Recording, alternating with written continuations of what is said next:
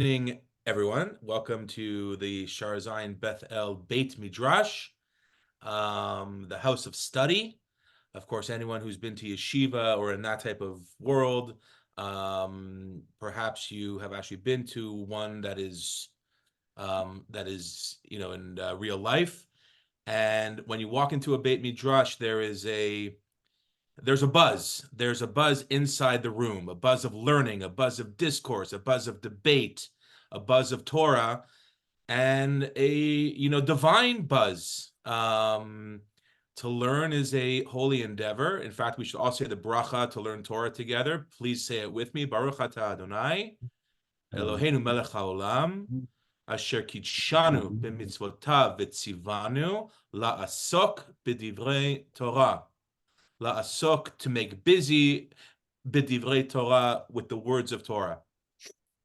So I'm very excited about this new program, Thursday night learnings together.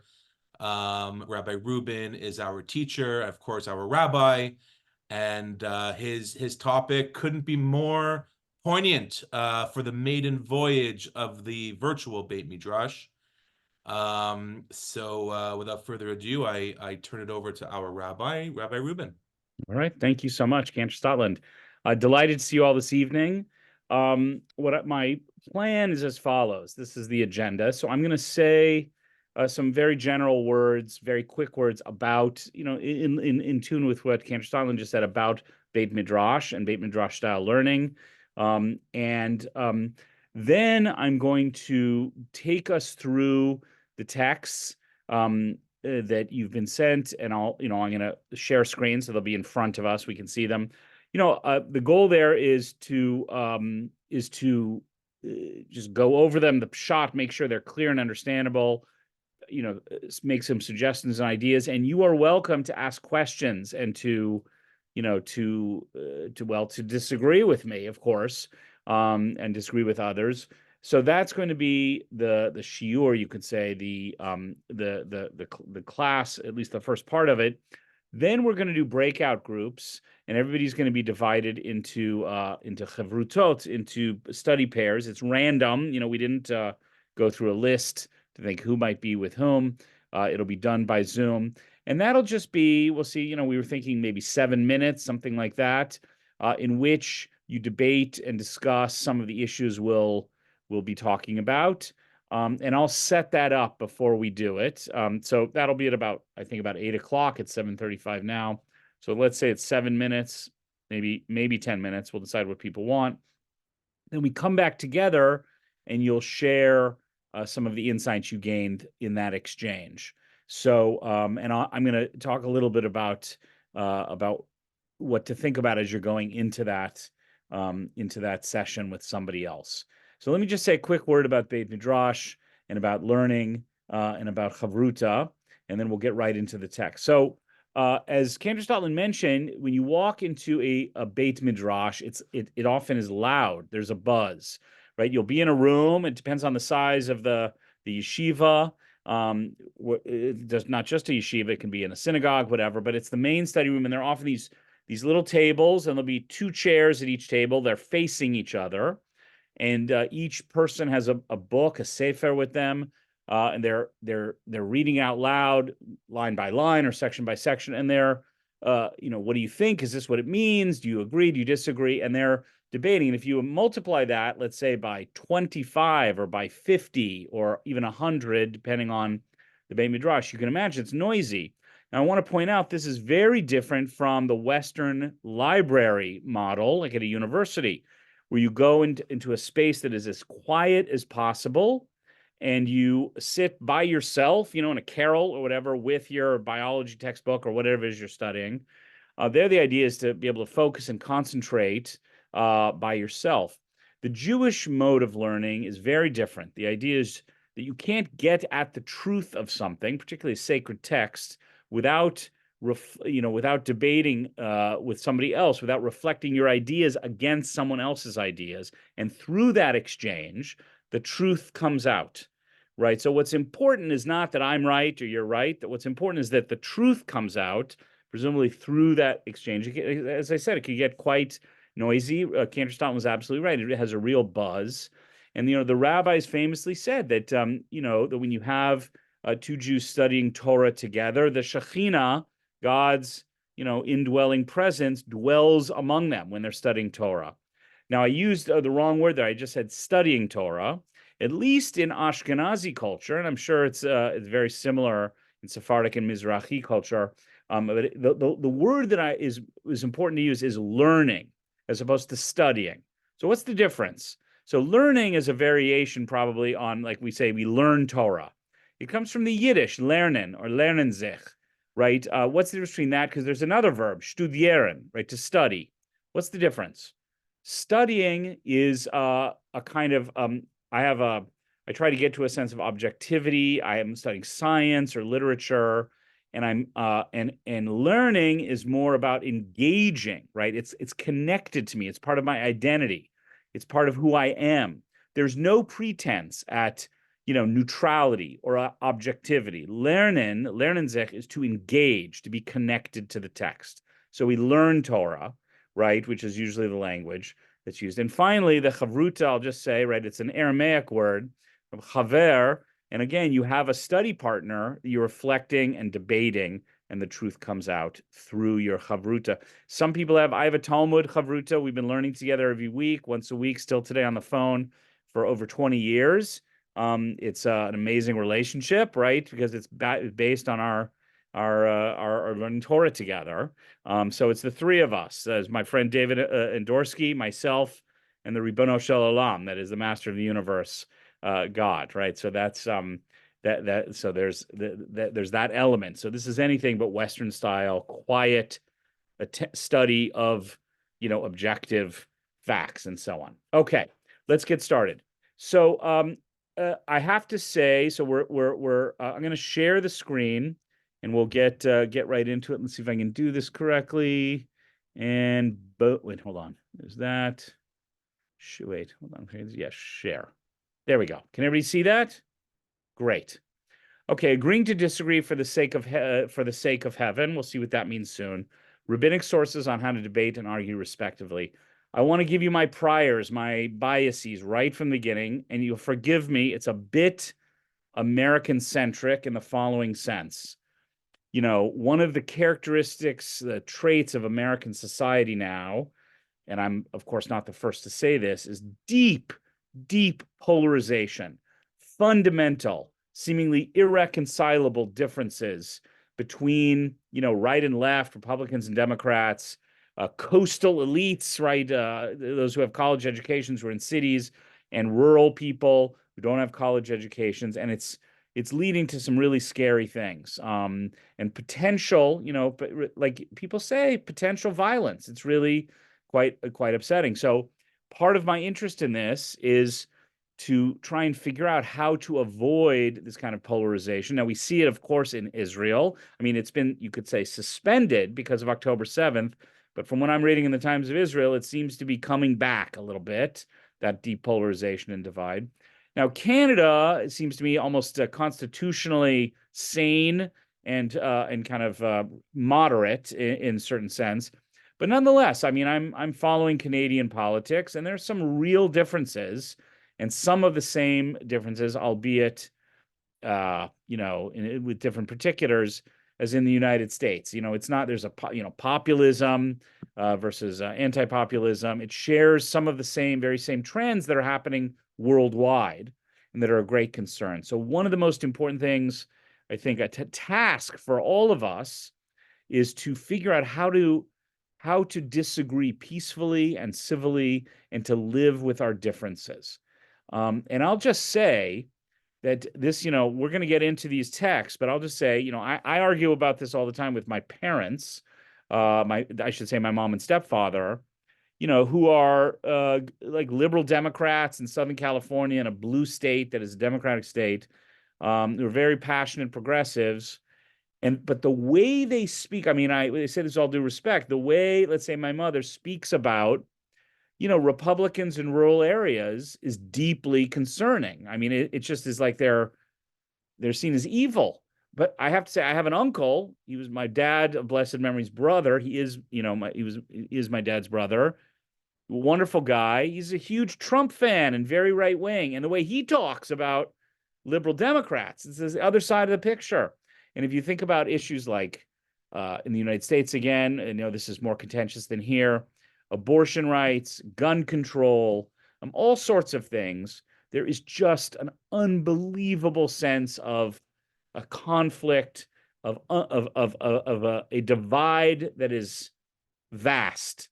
And again, I see part of the task for all of us is to figure out a way to negotiate these things in a respectful and humane way. So that's all as a preface to our text. So let's get right into it. We're going to start with the great German Jewish philosopher, ended up living, of course, in the land of Israel and taught at the Hebrew University from the 1930s on, Martin Buber of I and Thou fame. He wrote as follows. This is 1952. The human world is today, as never before, split into two camps, each of which understands the other as the embodiment of falsehood and itself as the embodiment of truth. I have to say, I'm not totally clear what he's talking about, meaning what are the two camps? It's 1952, so we may be talking about the capitalist West and the communist East. I mean, maybe he's talking about religious people and secular people. I'm not sure. He says the world is divided into two, and they understands the other as the embodiment of falsehood and themselves as the embodiment of truth.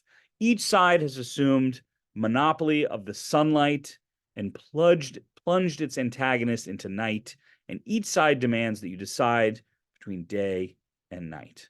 Now, I want to make this hard. Think about the other side of some issue that you care passionately about. It could be Israel. It could be taxation, right? It could be linguistic politics in our province. I want you to think about somebody who represents the polar opposite, right? Let's say with linguistic politics, some politician whom you really don't like, who's just, completely on the other side. Do you think about the person this way, that they embody falsehood and you have the truth, right? That they represent night and you are the day, right?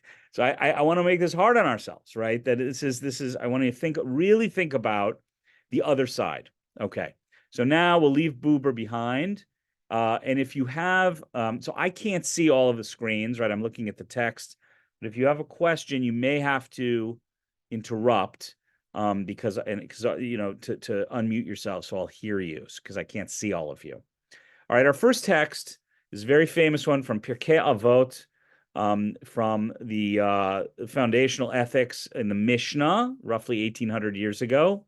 And here's the teaching. Every dispute that is for the sake of heaven will in the end endure. That is, it'll be legitimate. Kol machlokot,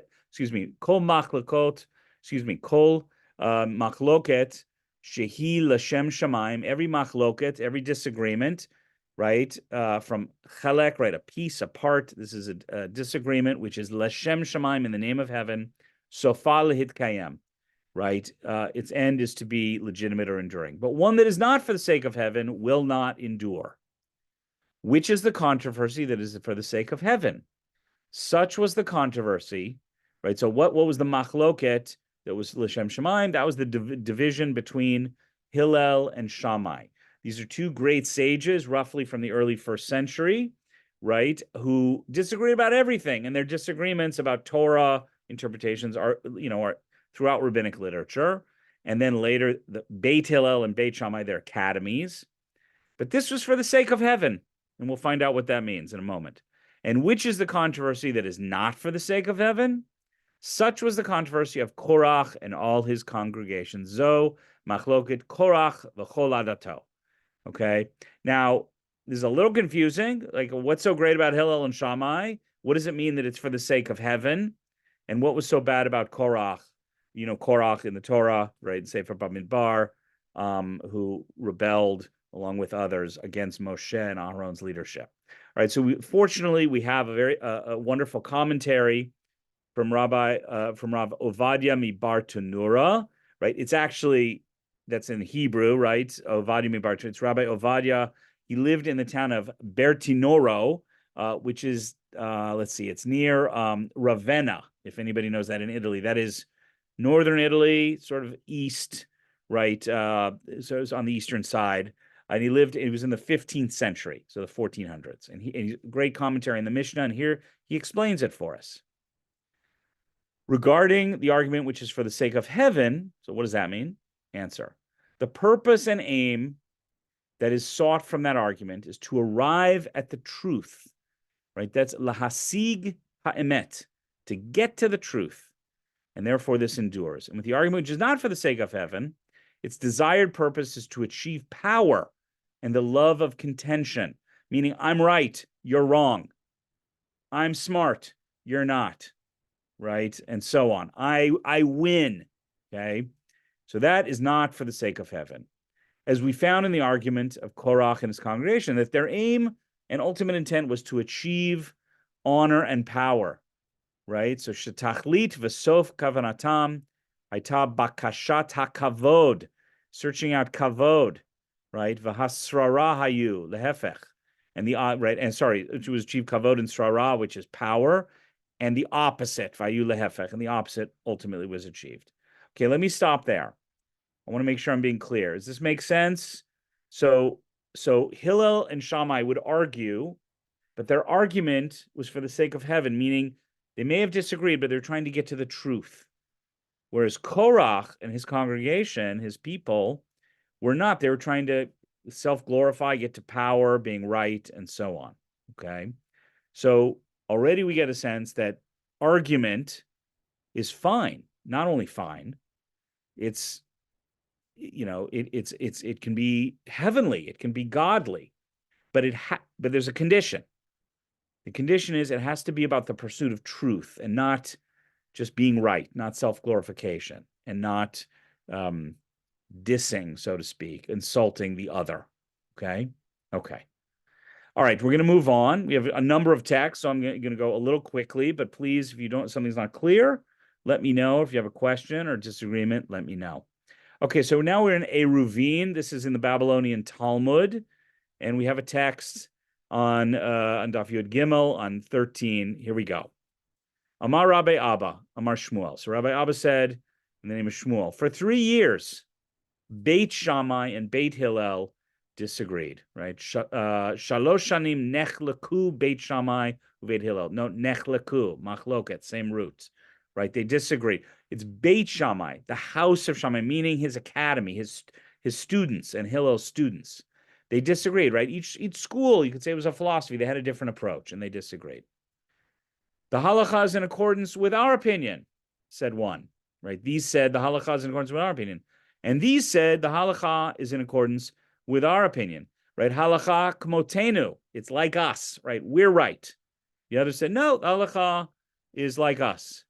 Ultimately, a divine voice emerged and proclaimed, right? So it says, Yatzah bat kol, a divine voice emerged and said, Elu ve'elu divrei Elokim chaim hen. These and those are the words of the living God. Okay, let me stop there. What does that mean? Okay, Beit Hillel says we have we think X. Beit Shammai says we think X, or we think Y. And then a divine voice says, these and these are the words of the living God. This is very famous. Like, every rabbi knows this line. It's like legendary. Elu ve'elu. So what does that mean? Can somebody volunteer? These and these are the words of the living God. Okay. I mean, yeah. What does it mean? These and these are the words of the living God. Both truths are real, are good. Right. Both have truth, right? Both are, it's tricky. You could say, I'm not going to say both are true. Okay. But both, you could say, have an element of truth in them. And when it says that they are, these and these are the words of the living God, they're both seeking to interpret God's word, that is the Torah, right? And so they're both, in a sense, they're both seeking that truth, and therefore both have divinity in them, godliness in them, and you could say truth in them, okay? Right? However, it says, right? But that's all good, well and good, This is v'halacha kaveit Hillel. But at the end of the day, halacha goes, there is a path, right? Halacha, like a kind of path that is the path of Jewish law, and it follows one side, not the other. Now I have to say, Beit Shammai sometimes gets its halacha accepted. Like it's very rare. There are, I don't know, 3 or 4 times maybe in all vast corpus of rabbinic literature. Basically, halacha follows Hillel. Okay, so then there's a question, the obvious question. Since both these and those are the words of the living God, since they both have truth, and godliness in them, why is Beit Hillel, privileged to have the halacha established in accordance with their opinion? Like, if there's some truth on both sides, how can you tell me that one side usually wins? What's the deal? Okay. Answer.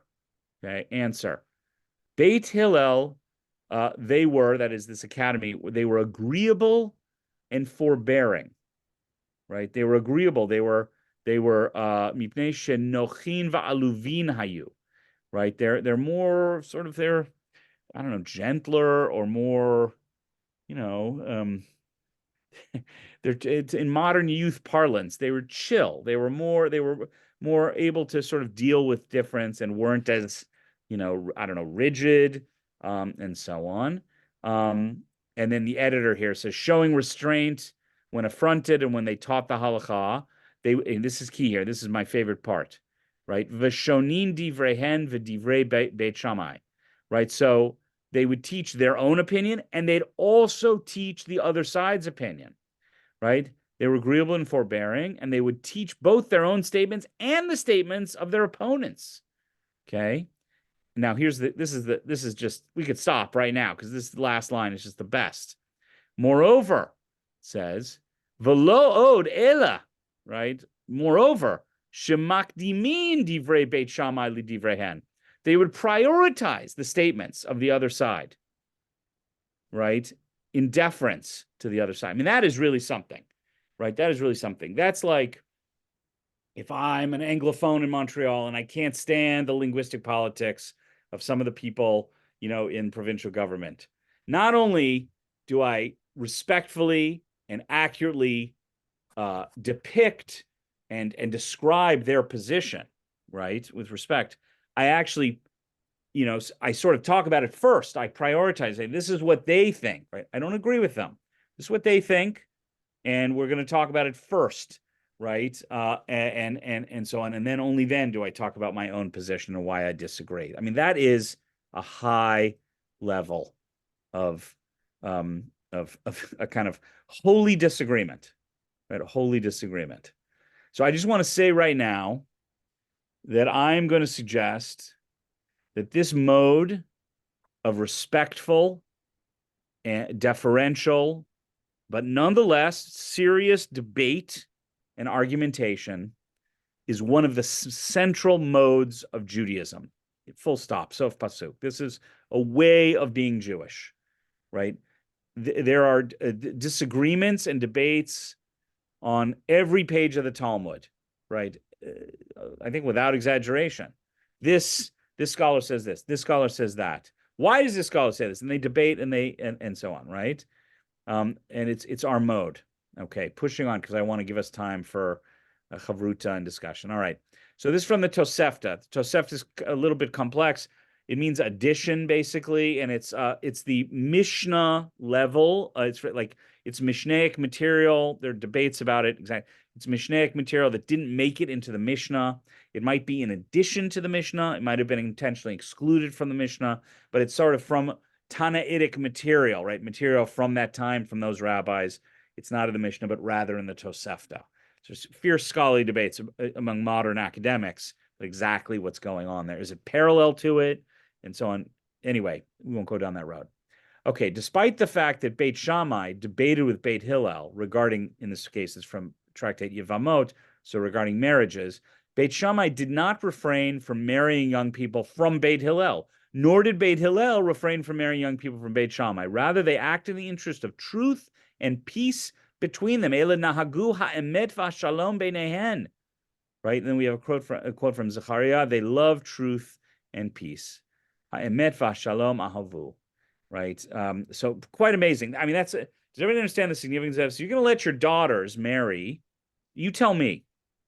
You're going to let your daughters, say you're part of Beit Shammai. What does it say when Tosefta teaches us that the Beit Shammai let their daughters marry people in Beit Hillel and vice versa? I mean, that is, I think, a very profoundly important statement. Any ideas about what that means?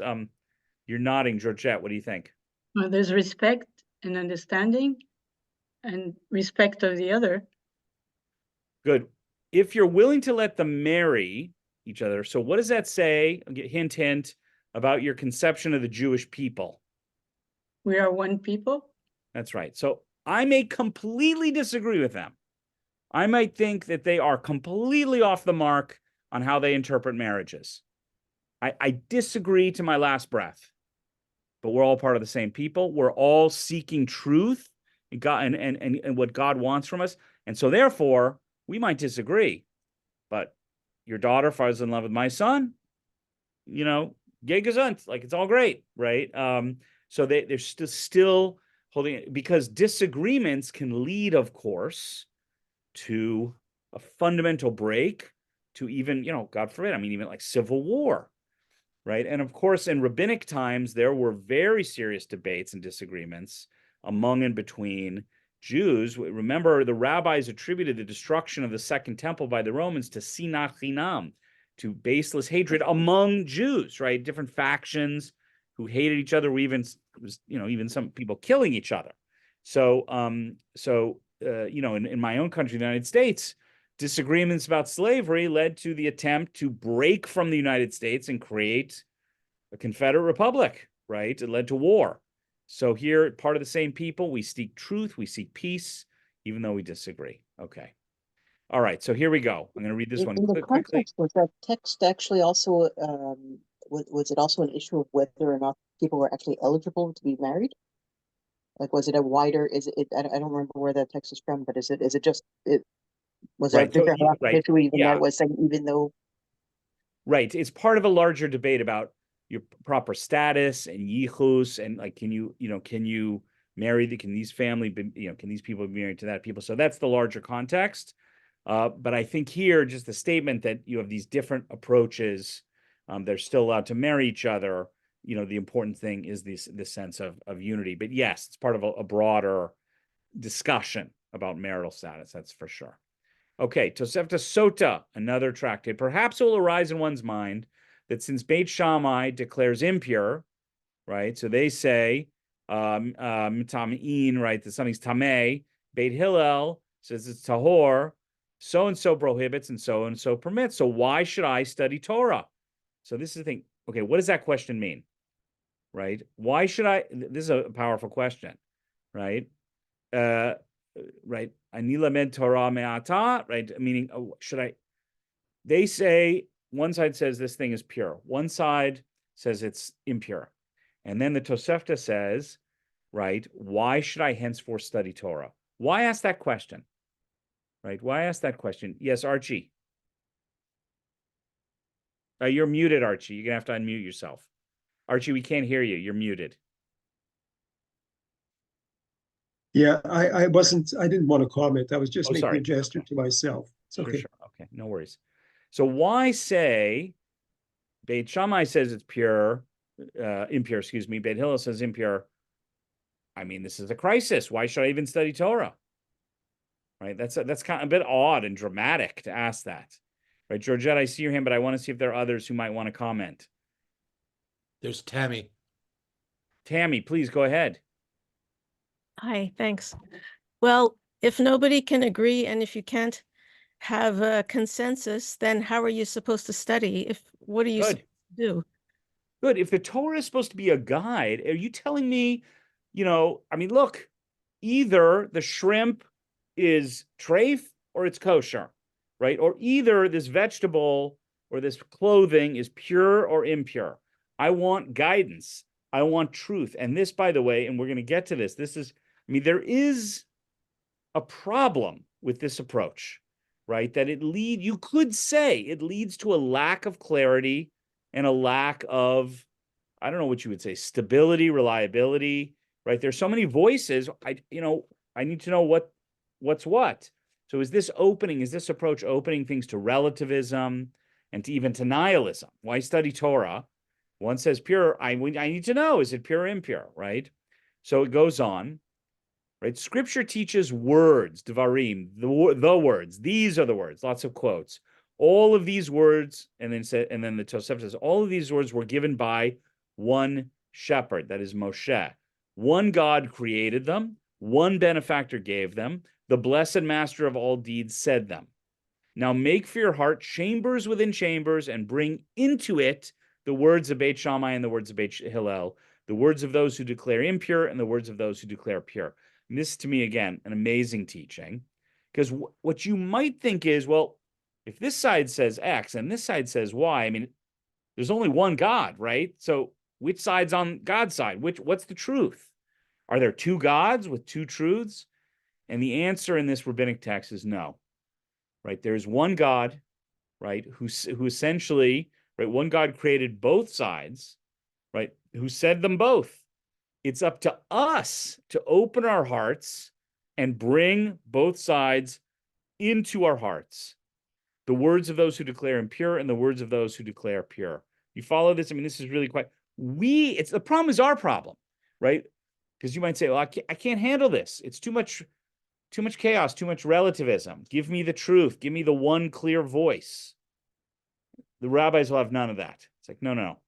You need to expand your mind, expand your heart, and understand that there are different perspectives and contending, differing notions of truth, right? And we have to live with that. And you could still have Torah, you still believe in one God, right? But and by the way, I have to say, well, look at these texts. Well, you know what? I'll wait. I want to finish up. It's now 8:04, so I'm going to give myself like 2 more minutes. I'm going to read these very quickly because I want to stop and do chavruta. Okay.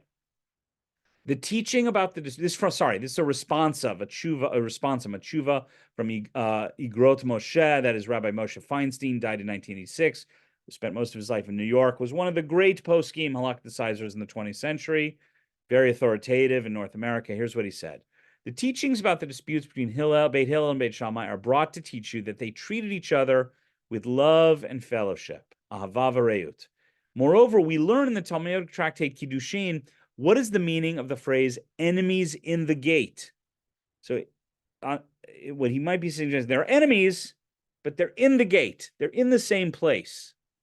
With regard to Torah study, what's that meaning? Rabbi Chia bar Abba says, even a parent and child, or a rabbi and student who are engaged in Torah together in one gate become enemies with each other due to the intensity of their studies. So they're together, right? Parent and child, rabbi and student, they're engaged in Torah. They become, I'm going to put in air quotes, enemies because they get so intense, but they don't leave there until they love each other, right? That is to say, yes, the conflict is intense. The Beit Midrash is loud. People are debating and arguing, right? They become enemies, but temporarily. They don't leave. They don't stop. They don't just walk away in anger. You don't leave until you love each other, because we're one people and we're searching for the truth through these debates, okay? Just 2 more texts, real quick. From Rabbi Avraham Yitzchak Cohen Cook, right? The great Rav Kook, who was the first Ashkenazi chief rabbi of the Jewish community in the land of Israel, died in 1935. Great mystic, spiritual master, and essayist. He wrote as follows. When people see the perspectives of Torah scholars increase and multiply, they believe this causes argument and is the opposite of peace. Does everybody follow? You see all these rabbis arguing and debating. They can't agree about anything. They debate. They agree about halakha. They disagree about lots of things. So we think this is the opposite of peace. Yet, truthfully, this is not so. This may be the most important sentence in all the text. For true peace cannot come into the world except by means of the value of a piece of many faces.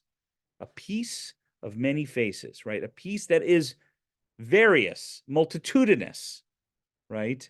Which means that all sides and approaches are seen. All sides, I'm adding here, are valid, right? All sides are heard. And it becomes clear how there is a place for them all, for all those, even those who disagree, each one according to its worth, place, and content. On the contrary, Adarabah, all positions that appear superfluous or contradictory will be seen once the truth of wisdom is revealed in all of its many-sidedness. The truth of wisdom is many-sided. That's his point, right? So what appears to be conflict and debate and argument, in fact, in all of its many-sidedness leads to truth. For only by means of the coming together of all the parts and all the details and all the views that seem different and all of the divided branches, truly by their means, the light of truth and righteousness will appear along with the knowledge of God. So you need all the different parts, all the different sides, all the different views, all the branches, and through that we get to truth and righteousness and the knowledge of God. That is the Jewish way, the multifaceted, the multivocal. That's our way. Now, there's one more text. I'm going to wait till the very end. It's so beautiful. I love it, but I'm going to save it for the end. It's a nice dessert at the end of the meal from Rav Soloveitchik. So we're gonna break you up into groups in just one moment. I want to set things up with a few questions, and we're gonna pair you up. And I want you I just want to sort of provoke you, because it sounds all sweet. Yes, we love plurality and pluralism, and and multiple opinions, but there are some problems, right? So here we go. I'm just gonna set you up a few questions to think about in your chavrutot. Is this too much? Does it lead to relativism? Does it lead to incoherence and nihilism? Right? Sometimes you just want to know, I want to kosher my pan for Pesach, just give me an answer, right? Or I just want to know an answer on medical ethics, a thorny problem. Give me the truth, right? Is it a problem that our tradition is so multivocal? We have no pope. We have no papacy. We have no central office of ideological truth and correct dogma and doctrine, right? The Catholic Church said there are 2 billion Christians in the world. Not all of them Catholics. Of course, there are over 1 billion Catholics. They have an office that gives them the truth, right, through the Vatican. We have nothing like that. Is this a problem? Could we use a little more unity, centrality, and guidance? Okay, that's number one, right? Are there some things, some areas of political or cultural life that you just can't accept the other side? Again, abortion, gun control, whatever it is, right? That you're unwilling to say, I respect and honor the other position, right? Are there lines you have to draw, right? Does this stance mean that does it have disadvantages? Like one would lack the courage of conviction, right? That being so open to the other side, putting their argument before my own, means that I don't truly believe, I'm not truly convinced in the rightness of my own position. And is that a problem? Right? So does this all make sense? Okay, so we're going to break you up. I'm just going to ask one other thing. I want to thank, first of all, Cantor Stoughton so much. He's the one who thought of this great idea to do this class. He's the one who organized this. And he's the one who has the tech experience to break everybody into groups. So he's going to break us up. He also suggested, I think it's a great suggestion, that for you to live out these ideas in this text, debate with each other about some of what we talked about, and then at a certain point through, take the other side. Take the other side. Stop and take the other side of whoever you're arguing with. And we'll see what you think about that and how it goes when we come back together. Okay, I'm going to stop the share for now. Cantor Stotland, are you ready to break into groups? Thumbs up. All right, here we go. Good luck, everybody. Yeah. Bye, everyone. You'll have about maybe 6 or 7 minutes to discuss. See you soon.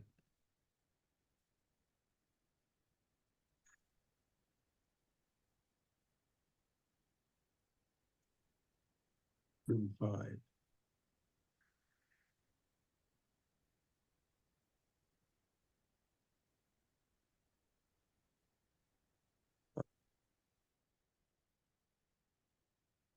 Is it working, do you think, Adam? I think so. Yeah, they're all choosing their rooms. Oh, good. Excellent.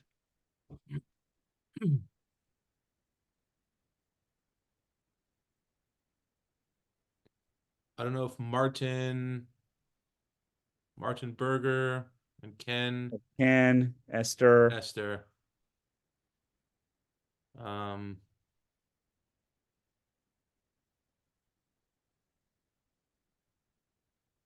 Oh.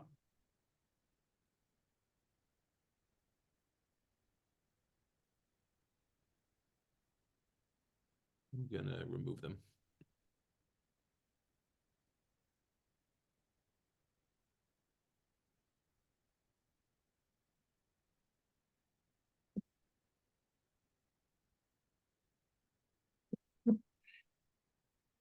Cool. So this is nice. This is so nice. I mean, Yeah. how many participants do we have? Okay, Adam, I'm 30. good now, but I missed part of the drasha. Hey, Ken. Hey, How Ken, are how you you? doing? Mazel tov, Rabbi and Rabbi. Thank you. Thank you. Would you like to join a breakout room to discuss? Hi, Brenda. Good to see I'm you. gonna pass because I just was on with my family who just landed in Montreal from Australia and Israel. So Oh, nice. the first part of the drushas, which I knew about Beit Shammai and Beit Hillel for the first little bit because I've heard it, but the second and third page I missed. So Okay. I am listening in, but now they want my scholarly input. How's everything down there in Florida? Weather's been worse, but Adam? everything else is fine. Yeah. I went to room 7. There's nobody there. No one there. Yeah, I'm alone. I can talk to myself because I really believe I have a good perspective on both sides. But it's not going to help. That might be a little more Korach than anything else. Okay. I'll jump in with you if you want for a couple of minutes, although I did miss part of it. Oh, okay. Well, then it makes it a little more difficult, but Well, you can still try. because I'm not super good at this, so I don't know. Should we go into a room or should we just talk about this? I mean, Yeah, you go into a room. I mean, Rabbi, you want to re-ask the questions? Yeah, just quickly, I'll ask the questions. Is this approach of multivocal, pluralistic, expression and debate, does it go too far? Can it lead to relativism, to a lack of coherence, to even to nihilism? Right? I mentioned we don't have a papacy, we don't have a Vatican, and is this a problem that too much debate can lead to a lack of coherence and guidance? Also, maybe some opinions aren't worth valuing and respecting. And the other side, if you think of something you feel very passionate about politically, just not willing to go there. Is there a limit to tolerating opposing views and treating them respectfully? Are there disadvantages to this that could it be seen as instead of yay pluralism, it's lacking the courage of one's conviction, being so open and supportive? So those were the questions I asked. okay, I'm okay with that. Okay. Shall you move us to a Great. room or? Yeah, moving now. Okay. Oh, I see. You guys. I was in room 7, but I was alone. Okay. But now that you left the room, that room closed, I can't put you into that room for some reason. I think you're able to go back into room 7, Joy, right? How? Well, Because because I left everyone's the coming break back, room. maybe I we didn't can leave. pass. I we just can do left it. the break room, but I didn't leave the group, obviously. Oh, here, just a second. Hey, Participant. Tzaddik, you okay? No. I was room 9, no one show up. I was alone over there. You were See? also alone. Yeah, people don't. I think people logged on and then they didn't. Okay, how about you, Ken and Joy? I'm gonna try to put into room 7 for 2 minutes. Let's see if this works. Okay, the 3 of us could have this discussion. We only have a few minutes. Or why can't you get rid of you and Adam? You and Rabbi Rubin, Rabbi Stadlin, and we can talk just amongst leave. ourselves. We can talk here with them listening. Yeah, go ahead. Go ahead. I'm too shy about that. Although I'm not a shy person, as you can see. But I'm not halakha. I'm not halachically savvy. Okay, I'm gonna put you into room 9. There we go. Okay. Oh, you're putting Room yourself in a room. 9. Okay. Room 9.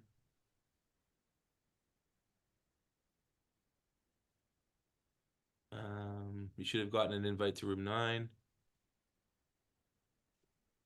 Me? Are you talking about me? Yeah. Oh, I'm going. I thought you. Are you going to get yourself?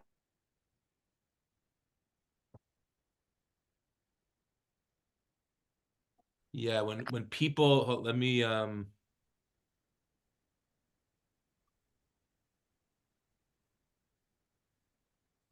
do I do the timer thing? Broadcast message, 2 more minutes.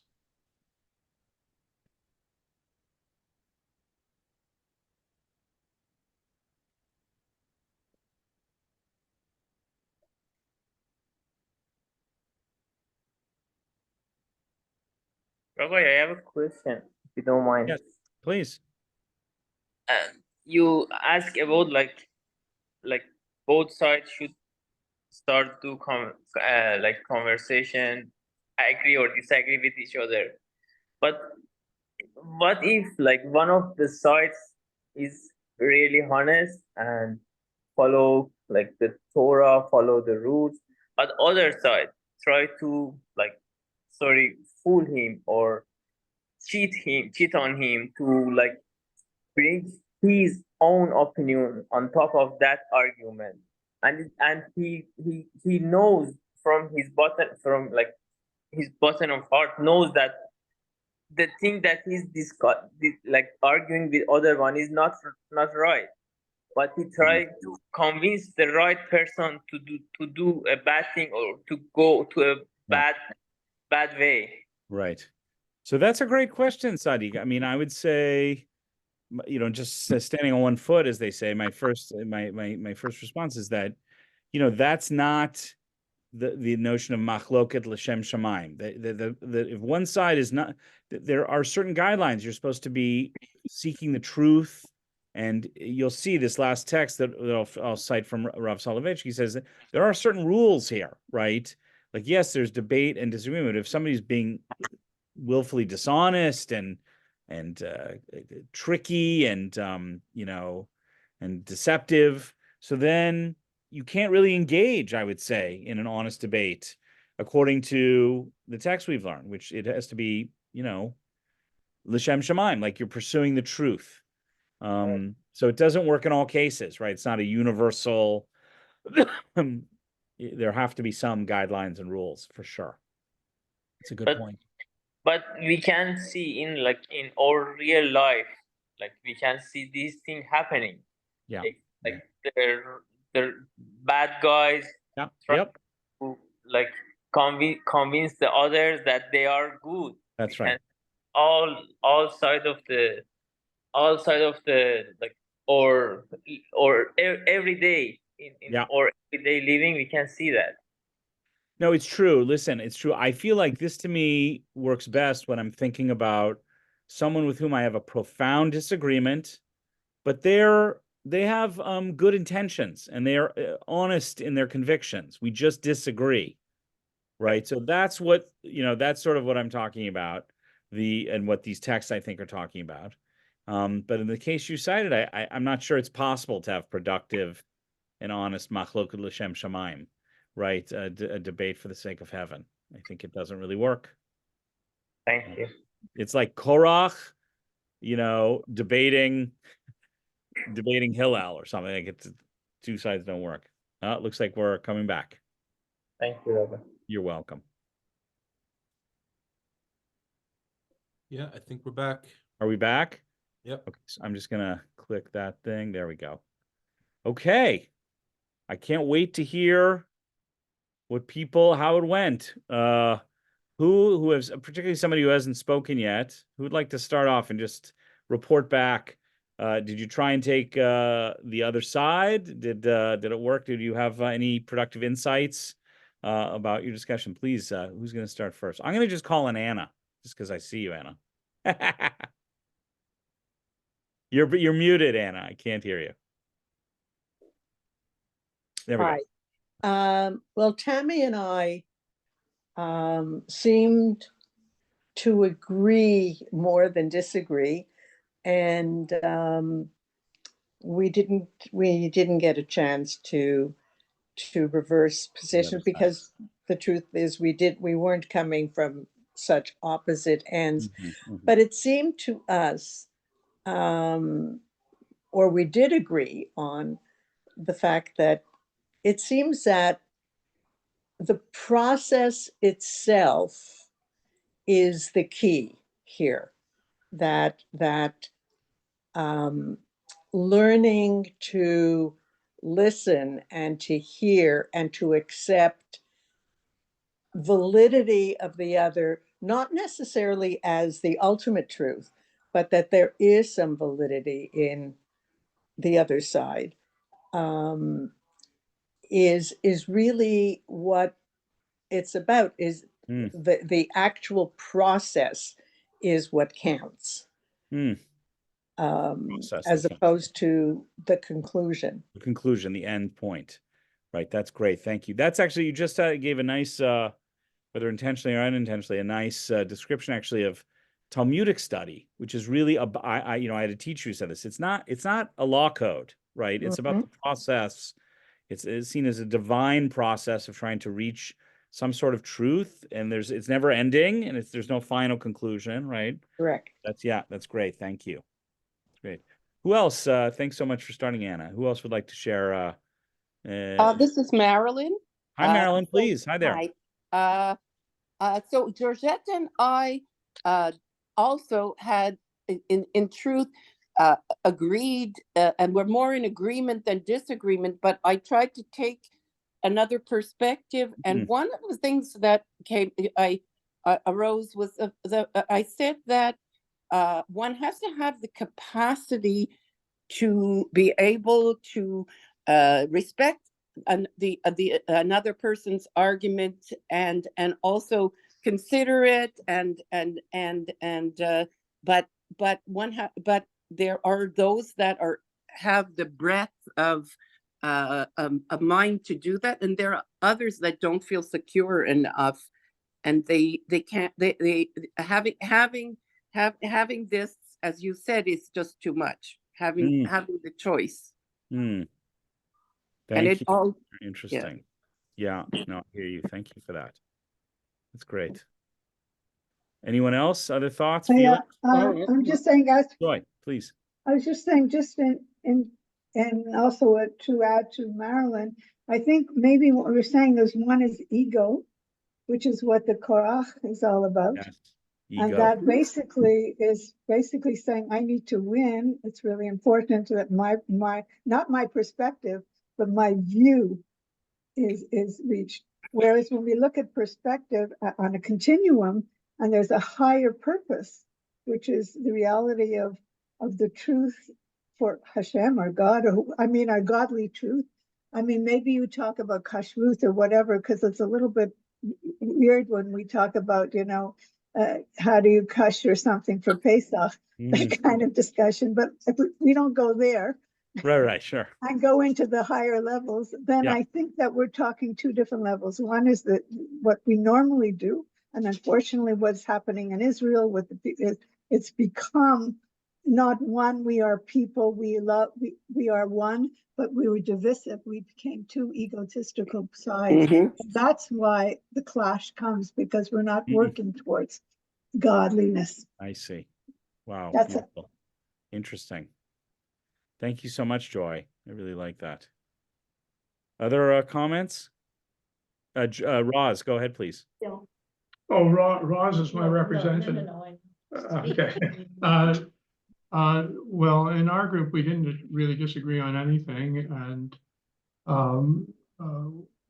William Lipnick, who's here, I think, said something which resonated with us, which is that effectively it's all very well to disagree respectfully, but that's only possible if the disagreeing sides are in agreement on fundamental principles. Sadiq, that's exactly what Sadiq said. Yes, which makes respectful debate possible. And the analogy that was given was, for example, in a country, if you have a constitution, the people have to agree on the fundamental laws, and if they don't, things fall apart. You can debate within that framework, but if you don't believe in the framework anymore, you can't have a respectful, peaceable debate. Good. Thank you very much for that. I just want to know, Sadiq, there was some trouble getting into a room, but with a small group of us, he mentioned it's sort of the same thing. What if one side in debate is deceptive or evil or, whatever, like doesn't and is not aiming for the truth in this machlokes l'shem shamayim, just for the sake of heaven, and it sort of breaks down. It doesn't really work in that sense. Cantor Stotland, did you want to say something? I do. Yeah, I sort of want to build on what Anna said, and maybe just to take it one step further, is that it is about the process, and being part of the process enables us to reinterpret things over time, right? Whereas we may come to a different conclusion today than they did 100 years ago because of the truth that we live today. Good. And I think that as we started this class with the saying, Elu ve'elu divrei Elohim chayim, these and these are words of a living God. This is how we mean that the Torah is alive. It's just as alive for us today as it was 100 years ago, 1,000 years ago. And it's because of this rabbinic discourse and students delving into what it means and reinterpreting it today. Beautiful. Wow. Thank you. Let me just respond to that quickly, because it raises something I think really important, which is I feel like there are these two contending forces in Jewish tradition that rub up against each other, right? One is there is a desire to codify, right? That is going back to the Mishnah, and then famously in the 12th century, Maimonides with his Mishneh Torah, which he immodestly called the second Torah, Mishneh Torah, and then the great code of law, the Shulchan Aruch, the set table, right? At a certain point, sages felt like, look, there's so many traditions, so many answers. We just need to collect, like what you're supposed to do and give guidance and give direction. So sure enough, Maimonides and Rabbi Yosef Karo, the codifier of the Shulchan Aruch, they put together these great codes because they wanted to cut through all of the debate and disagreement and offer some clarity and guidance, which people genuinely needed. And then, of course, what happened, right? People disagreed with the commentary, with the codes, and they created commentaries, right? Well, you do this in Morocco, but over here in Yemen, we hold to completely differently, let alone in Poland, right? So you'll see in the Shulchan Aruch or the Mishneh Torah, a traditional text, you have the code in the middle, and of course commentary around the edges. And the commentary and the disagreement and the debate, I couldn't agree more with Cantor Stotland, allows for reinterpreting and reapplying and new understandings, because a code freezes things, right, in time and space, you could say, whereas a commentary allows for change and adaptation in different contexts and different times. So if you have no stability and no code, it can get a little crazy. If you only have commentary, then that can be a problem. But if you only have code, that's a real problem too, right? That you only have the one truth, and you can't adapt and change. So I really appreciate Cantor Stotland's remarks. Very much true. I want to not keep people too long. My goal here is for us to say goodbye at, let's call it 8:36, right? Well, we have Roger, and then Michael. Please, Roger, go ahead. Oh, so in our group, I was with Archie and Sharon, and we disagreed in a very respectful way.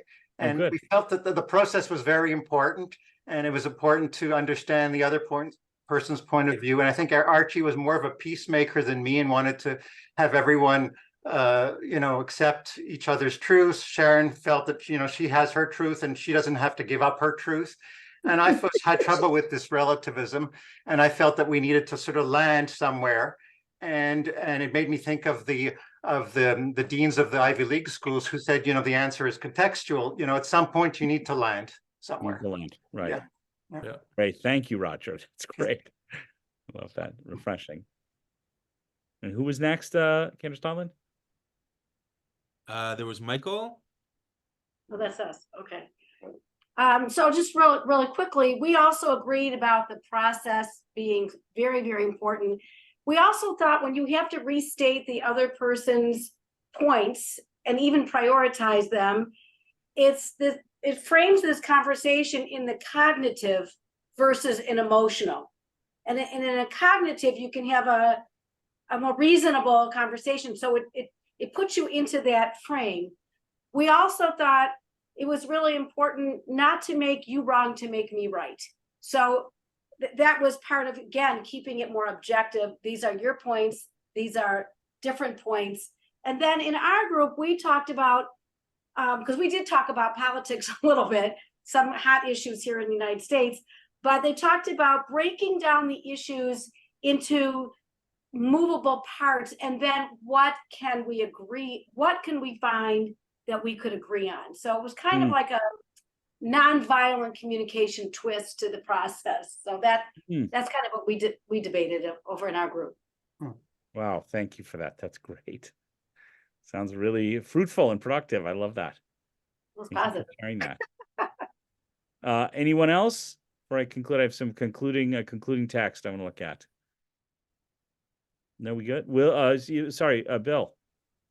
One extra point. I think this wonderful, appealing philosophy of respecting other opinions and allowing them, I don't know if it's weathered all that well in the last few hundred years. And if you think of the way Orthodoxy has become more and more rigid and intolerant, and the way, let's say, the chief rabbinate of Israel sees itself as the Jewish papacy, I think that the points that you made should be re-emphasized to the people who should be the most aware of them.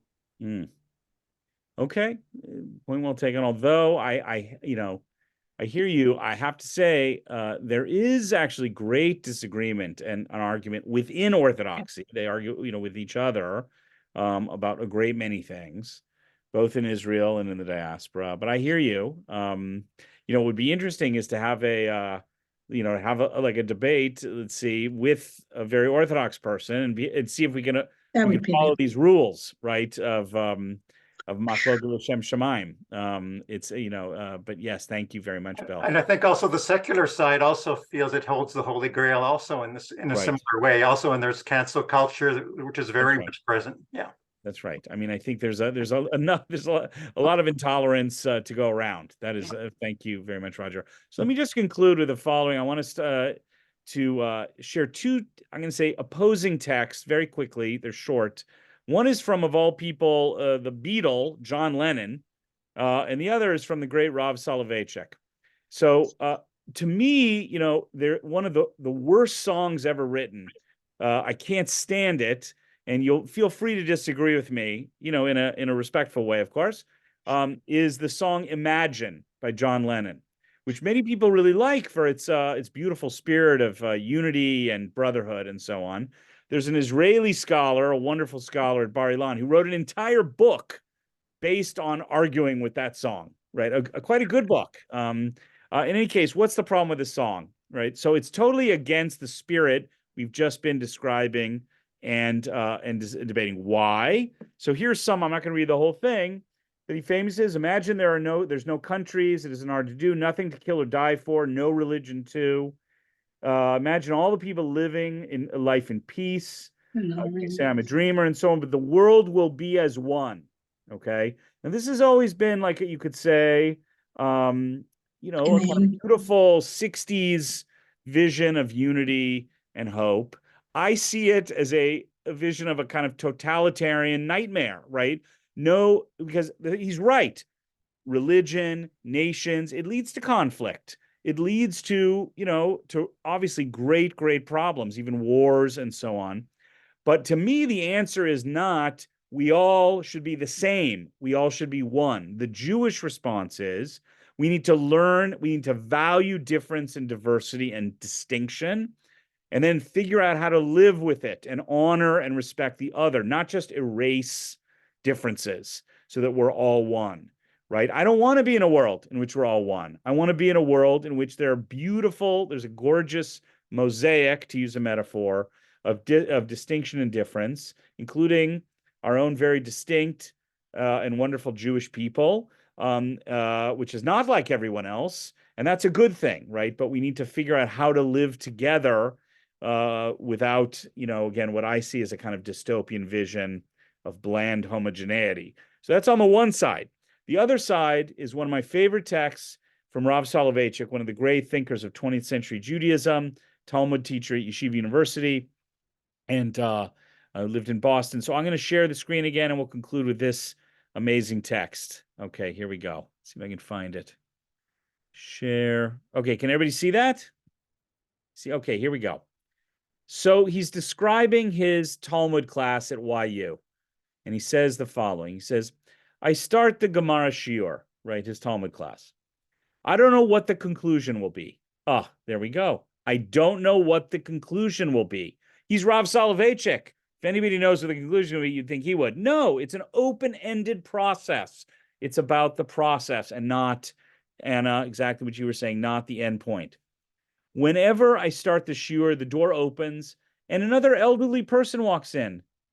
Right? He lived in the 17th century. What's his name? Rabbi Shabbatai Cohen, the famous Shach who must be present when the laws of business conduct are discussed. He was a famous commentator. More visitors show up, some from the 11th, 12th, 13th centuries, some from antiquity. Rabbi Akiva, Rashi, Rabbeinu Tam, right? It's 12th century France. The Ravad, or as Rav Soloveitchik would have said, the Ravid. That's Rabbi Avraham ben David. The Rashba, that's Rabbi Shmuel ben, is it Shlomo? Shlomo ben Adret. More and more come in. What do? I introduce them to my pupils, and the dialogue commences. The Rambam says something, and the Ravid disagrees. Sometimes it's very nasty. The Ravid uses very sharp language. A student jumps up to defend the Rambam. Another jumps up with a new idea, and the Rashba, that's Ben Adret, smiles gently. We call upon Rabbeinu Tam to express his opinion, and suddenly a symposium of generations comes into existence. Despite the arguments, we all speak one language. We all chat. We all laugh. We all enjoy the company. We pursue one goal, right? Which you could say here is the pursuit of a kind of divine truth. We are all committed to a common vision. And here we go, Sadiq, back to what we said before, a common set of rules. There is collegiality, friendship, comedy between old and young, between antiquity, the Middle Ages, and modern times. This unity of generations, this march of centuries, this dialogue between antiquity and the present will eventually bring about Geula, the redemption, right? Which I think is so beautiful. Now remember, he's talking about a world of argument, of debate, of disagreement, but he attenuates it, saying we're all in it together. We can laugh. We're pursuing the same goal.